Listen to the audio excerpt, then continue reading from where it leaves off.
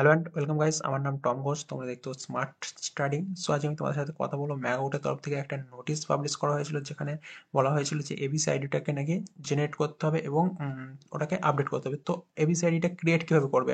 ওকে, তো ফার্স্টে তোমরা ক্রোম ব্রাউজারে ডিজি লকার বলে সার্চ করে তোমাদের সামনে এরকম একটা ইন্টারফেস আসবে। এখানে সাইন আপ করবে।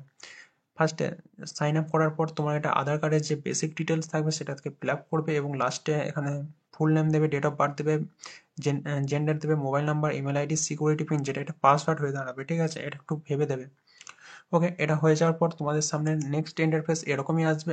এটা আসার পর তোমরা সিগনে ক্লিক করে জাস্ট এখানে তোমার যে মোবাইল নাম্বারটা দিয়ে লগ ইন করতে পারো। ওকে, দিয়ে নেক্সটে ক্লিক করলে এবং তুমি যে পিনটা দিলে সেই পিনটা এবার এখানে তোমাকে পাসওয়ার্ড হিসেবে ব্যবহার করতে হবে।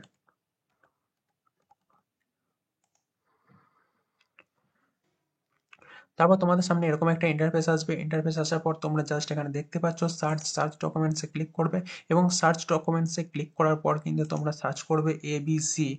এবিসি ওকে, সার্চ ডকুমেন্টসে ক্লিক করার পর তোমরা সার্চ করবে এবিসি। এটা জাস্ট সার্চ করে দেবে। সার্চ করার পর এই দেখো, দেখতে পাচ্ছ একাডেমি অফ ক্রেডিট, এটাই ক্লিক করবে এবং এটাই। ওকে, তো এখানে কি করবে, তোমার নাম দেখাবে, মোবাইল নাম্বার দেখাবে, আইডেন্টি টাইপটা তোমরা কি করবে, রোল নাম্বার, যাদের রোল নাম্বার আছে রোল নাম্বার সিলেক্ট করবে, বা যে সমস্ত স্টুডেন্টদের নিউ অ্যাডমিশন তাদের কিন্তু এনরোলমেন্ট সিলেক্ট করবে, যদি এনরোলমেন্ট নাম্বার থাকে। আমার রোল নাম্বার আছে, রোল নাম্বারটা সিলেক্ট করে জাস্ট ক্লিক করে দিলাম। এবার আইডেন্টি ভ্যালু, এখানে কিন্তু তুমি তোমার রোল নাম্বারটা বসাবে।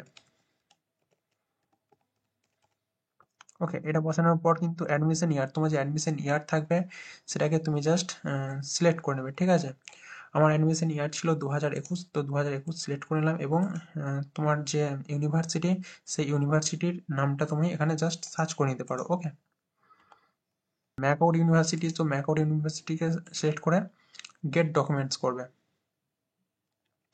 হয়ে যাবে এবং আইডিটাকে তোমরা দেখতে পাবে। তোমাদের সামনে এরকম একটা ইন্টারফেস আসবে। ইন্টারফেস আসার পর তোমরা দেখতে পাচ্ছ এখানে কিন্তু আমার আইডিটা জেনারেট হয়ে গেছে। তো আইডিটা জেনারেট হয়ে যাওয়ার পর তোমরা কিন্তু এখানে চলে যাবে, পোর্টালে চলে আসবে এবং আপডেট এবিসি আইডিটাকে ক্লিক করবে। এবিসি আইডি ক্লিক করার পর তোমাদের এখানে যেটা আছে এটাকে নো সিলেক্ট করবে। ওকে, নো সিলেক্ট করার পর তোমার যে এবিসি আইডিটা ছিল, আমার এটা ছিল, ঠিক আছে, এটা, এবং দ্বিতীয়বারও সেটা সিলেক্ট করে দেবে। সিলেক্ট করে জাস্ট সাবমিট করে দেবে। সাবমিট করে দেওয়ার পর কিন্তু তাহলে তোমাদের কিন্তু এবিসি আইডিটা জেনারেট হয়ে যাবে। কিন্তু জেনারেট হয়ে গেলে বুঝবে কি করে, তোমার এখানে কিন্তু এবিসি আইডিটা শো করবে, বাট এবিসি আইডি আপডেট করার আগে কিন্তু এখানে নো লিখবে। ওকে, তো ভিডিও ভালো লাগলে লাইক কমেন্ট শেয়ার করো এবং ম্যাকও রিলেটেড প্রতিটা ভিডিও পাওয়ার জন্য আমার চ্যানেলটাকে অবশ্যই সাবস্ক্রাইব করে বেল আইকনটা দাবিয়ে দাও। Thank you.